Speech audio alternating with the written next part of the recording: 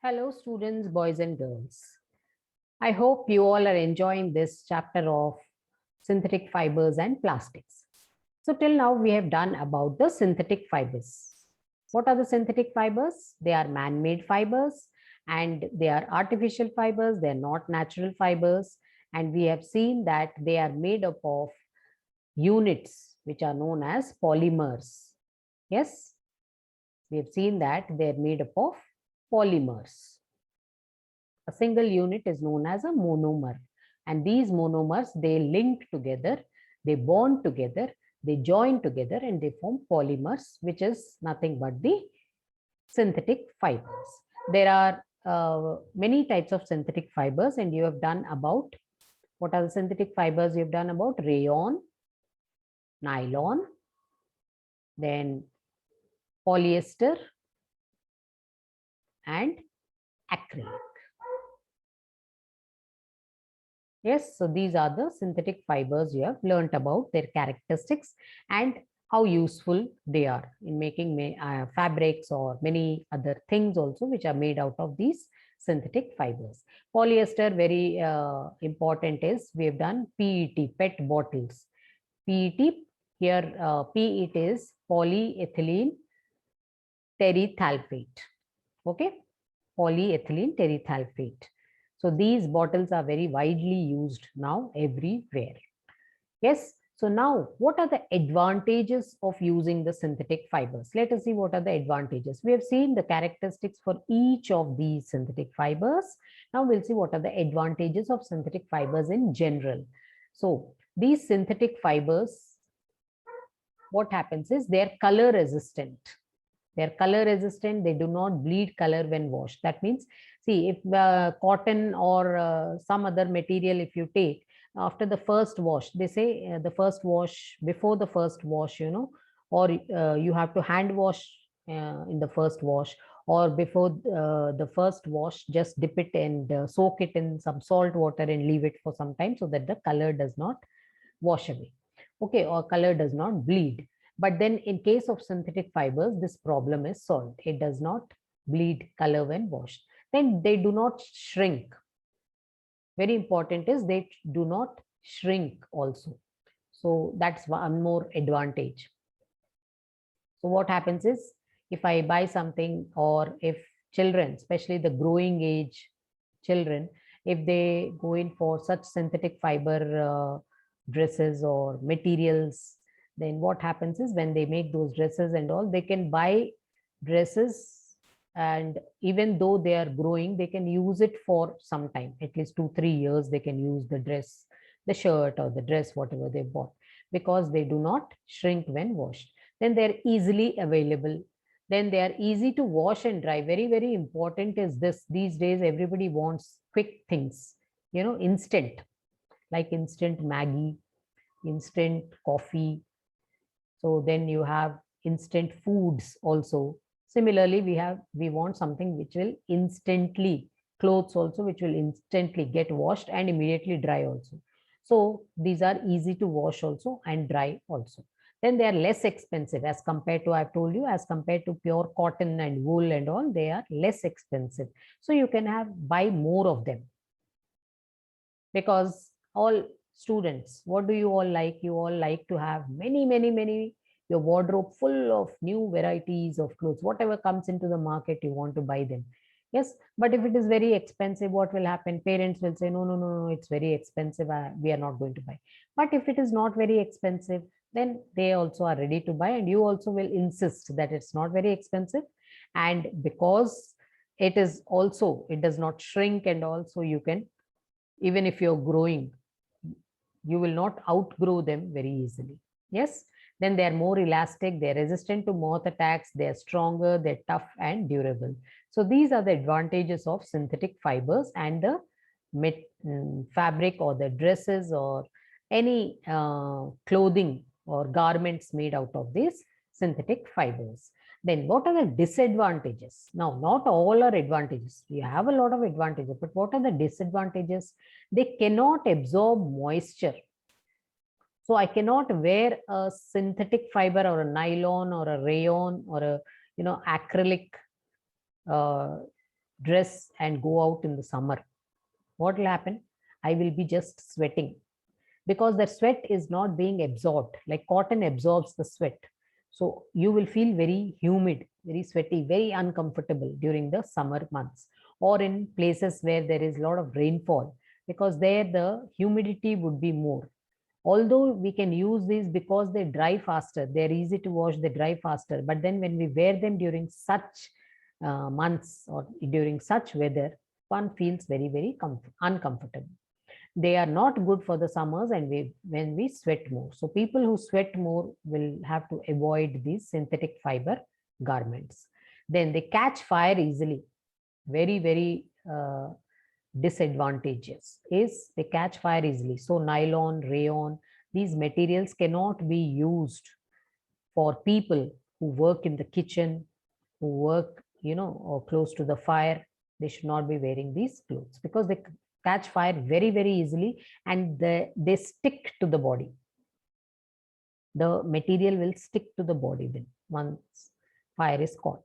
And so the number of burns would be very high. Then they are difficult to iron. So you should have the right amount of heat while ironing these, not like cotton that you can heat the iron to, to a high temperature. But then these have to be ironed at a very, very, very low. Slight heat also is enough for these to be ironed. So one has to be very careful while ironing. So these are the disadvantages. Very important, less disadvantages, but very, very important. That is, they cannot absorb moisture, so should be avoided during summers and humid months. And secondly, they catch fire very easily, so these clothes should be avoided. People should avoid wearing these clothes, especially ladies and girls, and even the men who work in the kitchen. These days, everybody goes into the kitchen. I will not differentiate here. Everybody who likes cooking, who like to make new things, try new dishes and all, so we all go into the kitchen, right?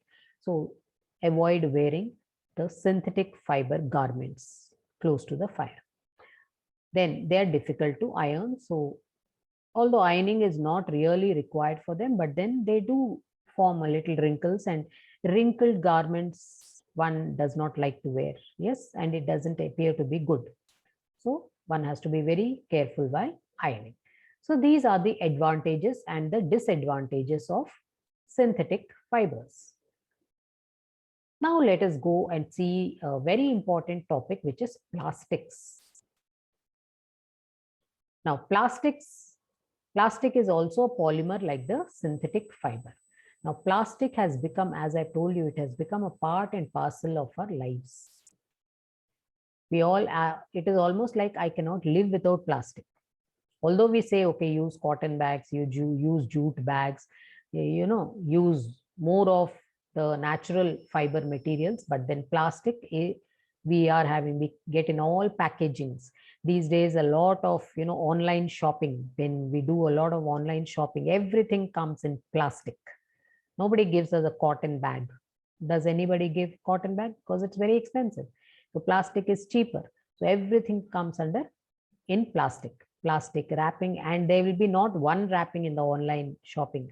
For a small thing, they have about 3 to 4 plastic wrapping around it. Yes, you all must have experienced this. You experience every day almost. Then so much of plastic. So all plastics do not have the same type of arrangement of units. Now, plastic will be of different types. So although it is a polymer, although it has many small units called monomers, but the way they are linked, some may be linked in a straight chain like this. Okay, some may be intertwined like this. So if you see here, this is the arrangement of these monomers, and some may be like this. So there can be different types of arrangements of these monomers in plastic. Okay, so it's sometimes linear, whereas in others it can be cross-linked. The arrangement of, what are we talking about? We're talking about the arrangement of these monomers. Monomers are the units, single units. And these units, they make the polymers. And these polymers, they are the plastics. Now these monomers can be straight chained or they can be interlinked or cross-linked. Plastics, they are easily moldable. They can be moldable is you can change the shape of the plastic when it is hot, when it's melted, and it can be shaped into any form. Okay, any form depending on the mold in which the molten plastic is poured into, that shape you get. It can be a mug, it can be a cup, it can be a mat, it can be anything. So, and plastics can be recycled, reused, colored, melted, rolled into sheets or made into wires. Anything can be done with plastic. That's why plastic is very, very popular, very, very common. Although it has its own disadvantages, there are advantages of plastic also. Then polythene, poly plus ethene. As I told you, I was mentioning this C2H4. It's a hydrocarbon. Poly, n number of molecules of these ethene make polythene. It's an example of a plastic which we use, polythene bags. When we say a polythene, give me a polythene, we say. We are talking about not the fiber, we are talking about the polythene bag. Polythene baskets, polythene bags, polythene wires, polythene bottles. You get many, many things. Okay, it's mainly used to make polythene bags. So this is the plastic we are talking about. The fiber here is plastic. And in this plastic, the polymers can be either in a straight chain or they can be cross-linked. Okay.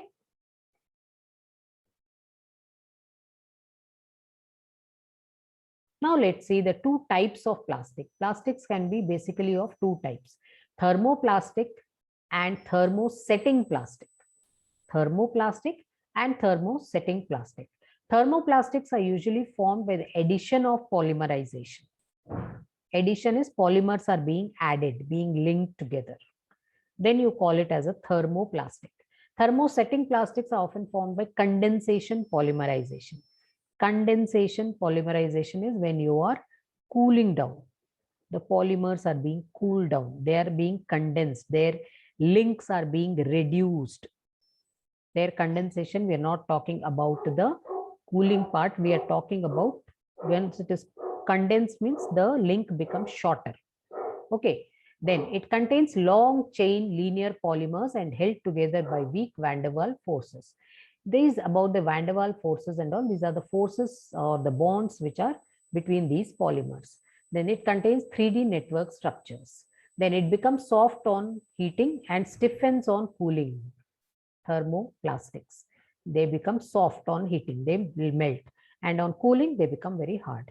Then this does not become soft on heating. Even if we heat the thermosetting plastic, it is not going to become soft. So it can't be, what does it mean? It can't be molded. You can't change the shape of the thermosetting plastic. Then thermoplastics are very expensive. The thermosetting plastics are cheap. They are cheap because we buy once. It can't be recycled. You can't change the shape. Nothing can happen. So I use and throw. I use it. If it gets spoiled, I throw it away. So they're cheap. Okay. Then thermoplastic is a soluble in organic solvent. Thermosetting is insoluble in organic solvents. When you're talking about organic solvents, like we say, water is a very good solvent. But when we talk about organic solvent, we're talking about alcohol, okay, benzene. These are the organic solvents. Then they are usually, thermoplastics are soft, weak, less brittle in nature. They do not break easily. Whereas thermosetting plastics, they are hard, strong, and more brittle in nature. So things made out of thermosetting plastics, for example, are switches. Okay. Or the, what happens is when I take the switch and I drop it on the floor very hard, then it will break, it will crack. Whereas if I take a thermoplastic and then any article made of thermoplastic and I bang it on the floor, I, hammer it also, it will not break. It will only slightly change its shape. Then very important is thermoplastic articles can be remolded, whereas they can't be remolded. Example of thermoplastic is polythene, of course. You can see how polythene, you can You can take a big polythene bag also and then wrap it or roll it nicely and then put it in your small handbag or even in a pencil box. Yes, so it can be, it's easy to carry. Whereas thermosetting plastic example is Bakelite. Bakelite, all as I was mentioning, the switchboards and the switches, they are all made of this Bakelite. You see in the picture. So these, once they are dropped or they are hit hard, so what happens? They crack.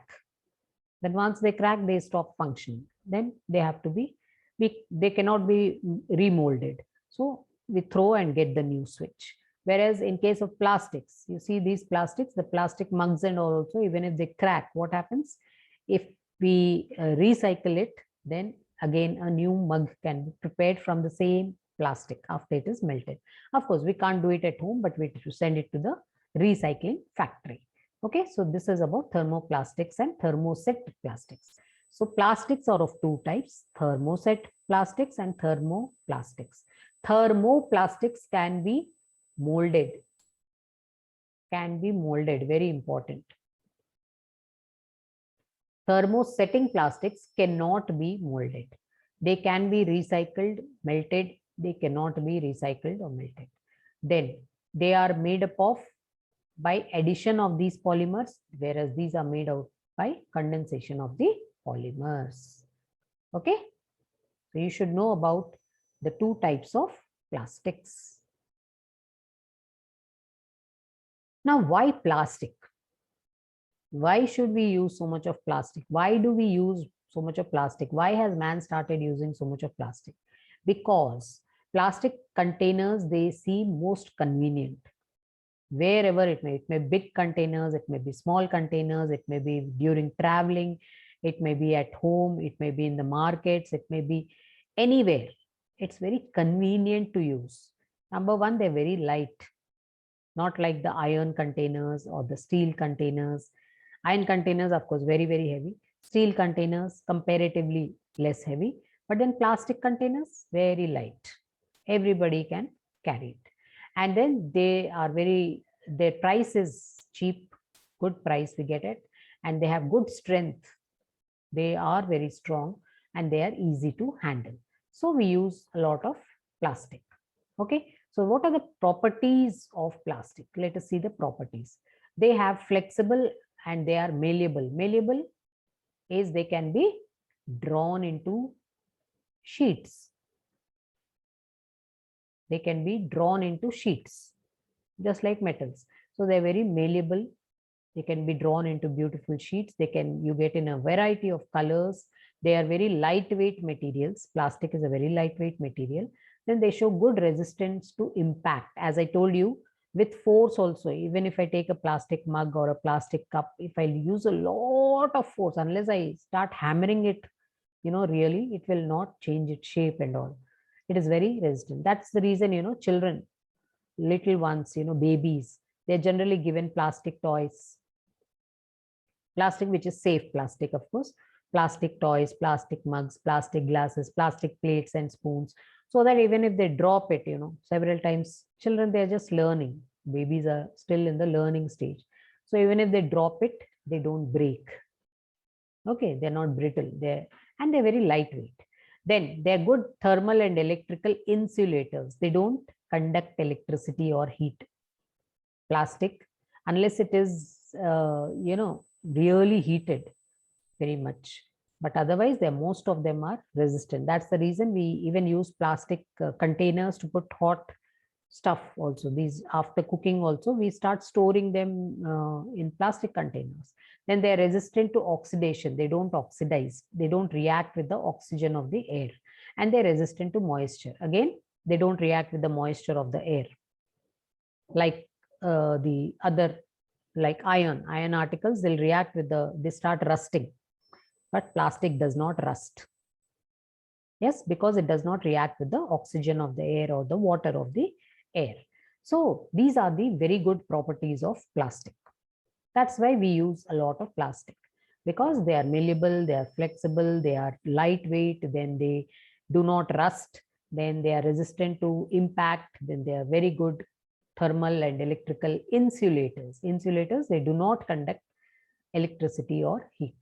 So these are the properties of plastic. Now, every thing which has certain advantages will also have some disadvantages. Yes. What is the disadvantage? It is undecomposable and indestructible plastic. Plastic which we use, it does not decompose. So even if it goes, we throw the plastic, a lot of plastic. If you see, there is so much of plastic in the garbage everywhere, whether it may be a hospital, it is an office, it is, you know, a working area, it may be a school, it may be, but once after we dispose the plastic also, this plastic has to be disposed very, very carefully. If we leave it just in the garbage and all, just like we do, you know, we just give it away in the garbage. What happens is animals, they eat the plastic. And what will happen once they eat the plastic? That plastic gets, they get choked and they die. They can neither take it out nor does it go inside. They cannot digest plastic. Yes. So, and these plastics, they cannot be decomposed. Then they cannot be destroyed. So if you burn the plastic, what happens? Have you ever tried burning a plastic bag or something? It burns, but with a lot of carbon. Lot of carbon will be there in it, and pollution, creates a lot of pollution. When it is melted, it releases a compound gas which is very harmful to health and environment. Burning of plastic, that's why is not advised. That's the reason they say separate out the plastic, you know, when you're disposing of, even at home, the garbage and all, plastic should be disposed. Of course, we talk about vegetable and, you know, the matter to be disposed in green tins, and then we have separate tins for the others. But even plastic, the plastic bags, the amount of plastic we use, everything has to be disposed very carefully. Once it goes to the main garbage bin, it has to be sent to the recycling factory. Then it weakens the ozone layer.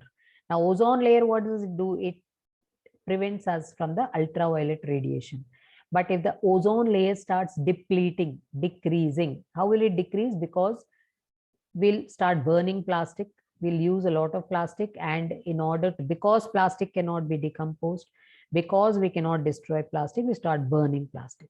While burning plastic, what happens? Other than causing pollution, it is also depleting the ozone layer. Then most plastic produced is from the oil, and the world is running short of oil. For making plastic, for preparing this plastic, a lot of oil is used. And anyway, all the countries are running short of oil. Then the threatening disadvantages, very, very disadvantageous use of plastic is pollution. It causes a lot of pollution. Very harmful for the animals, very harmful for the soil. When plastic is there in the soil, then plants cannot absorb the water. They do not grow properly. So all these are the disadvantages. Although there are many advantages of plastic, but these are the disadvantages. So what is it that you as students, we as human beings need to do in order to use plastic in a wise manner? Okay, let us see. So we follow the 4 R's. Okay, in order to use plastic very, very judiciously. So what happens is, we are using plastic also. We are happy about using plastic because it has many advantages. But at the same time, we are reducing all the disadvantages. So by following the 4 R's, 4 R's are reduce the use of plastic, reuse, recycle, recover. First is try to reduce the use of plastic. So what is the alternative? That we use cotton bags, we carry jute bags, we use cloth bags. Okay, when we go to the market, carry your own bags. Do not carry polythenes. Do not ask the shopkeepers to give polythenes or plastic bags, but carry your own cloth bags or jute bags, whichever you feel is convenient, and go to the market. Okay, so that way we are reducing the use of plastic. When the shopkeeper is giving you plastic polythene, then you should say a no. because most of you all would be going by cars, you would be going by vehicles, then by scooters and all. So everywhere there is storage. There is compartment for storage, like the dicky in the cars, or you have a dicky even in the, the scooties and all. And if it is on the bicycle, then you can carry your own bags and then go. Or you can even carry those paper bags, newspaper. With newspaper, you can even learn how to make those bags, can be taught in the schools, and then you can carry those bags. Nobody is going to laugh at you, because they will be in fact very happy to see students, if they carry their own bags and go to the shopkeepers these days will be very happy. Now, I know of a shop where if we take our own bags, they give us 1 rupee back. 1 rupee. It's okay. But then they are saying that if you bring your own bag to buy things at our shop, we are going to give you 1 rupee. How interesting, right? So that encourages people to get their own bags.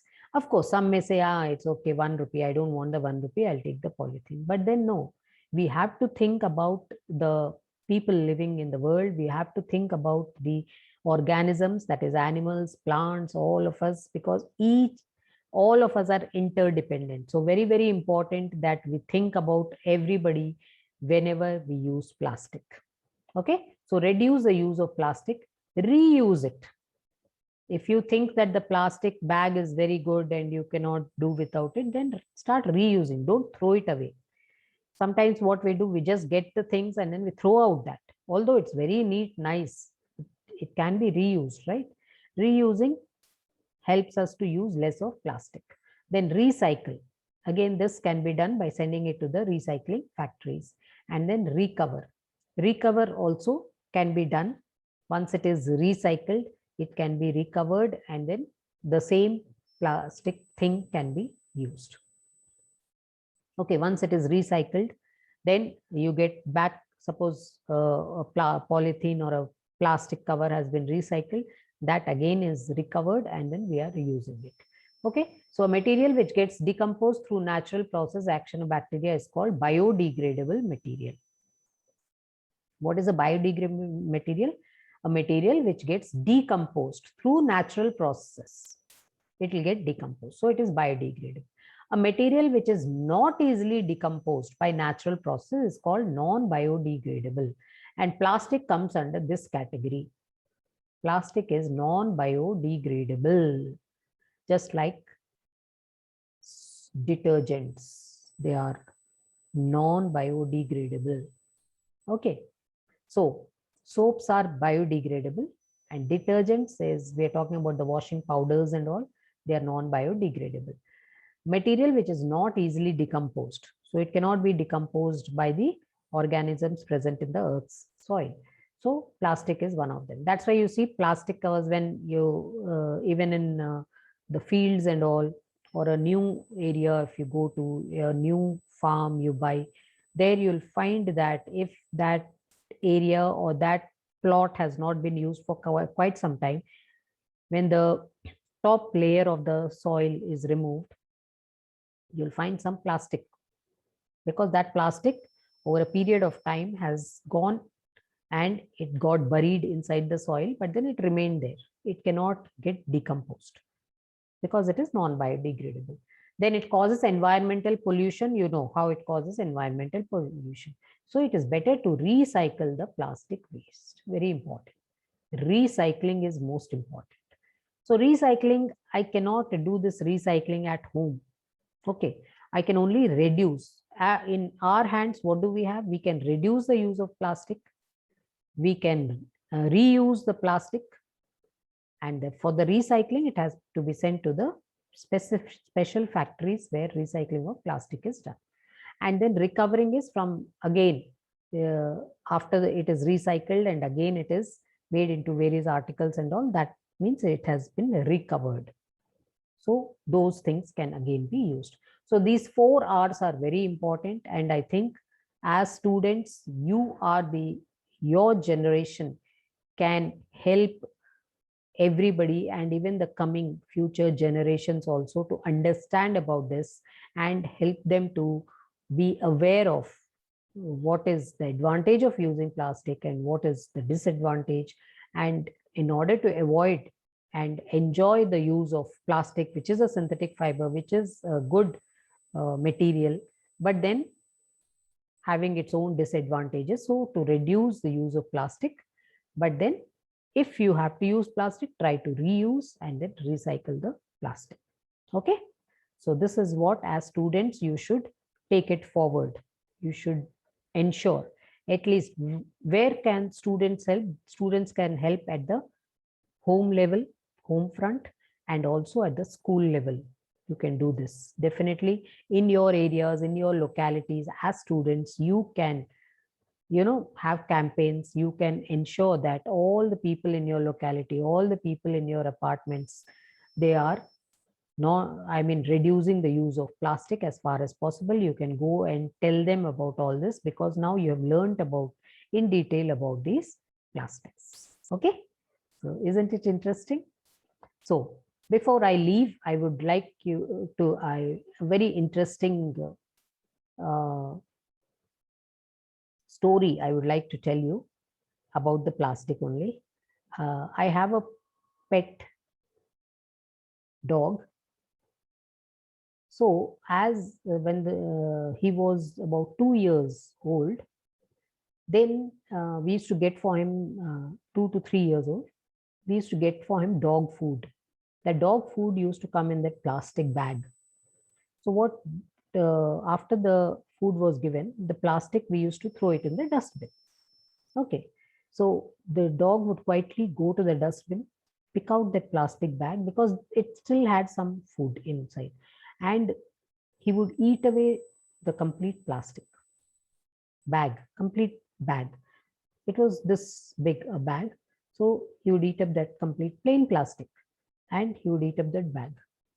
And you won't believe that the dog would keep that bag inside his body for about 3 to 4 days. And on the 4th day, he would vomit out and the complete bag would come out. We were always, it was amazing and shocking to see that.